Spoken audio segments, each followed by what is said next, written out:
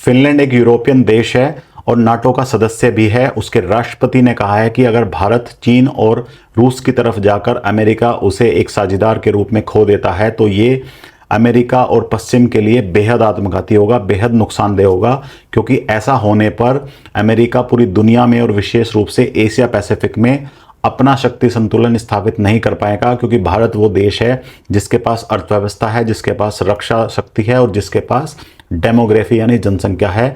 और अगर ये देश चीन और रूस के साथ जाता है तो अमेरिका के लिए ये आत्महत्या के समान होगा।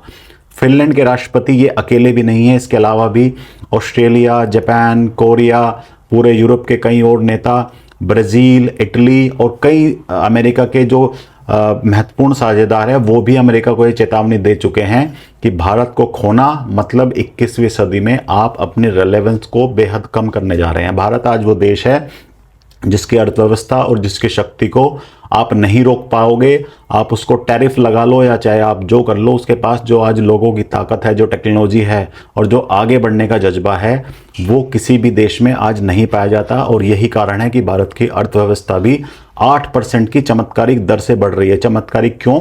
क्योंकि आज आप किसी भी देश की अर्थव्यवस्था उठाइए, चीन भी 5% पर अटक गया है, यूरोप की तो हालत खराब है और अमेरिका भी मात्र 2% की दर से आगे बढ़ रहा है। तो भारत का खोना ट्रंप की बेहद एक बड़बोलेपन और इमेच्योरिटी का नतीजा है, क्योंकि भारत अमेरिका का एक नेचुरल साझेदार है।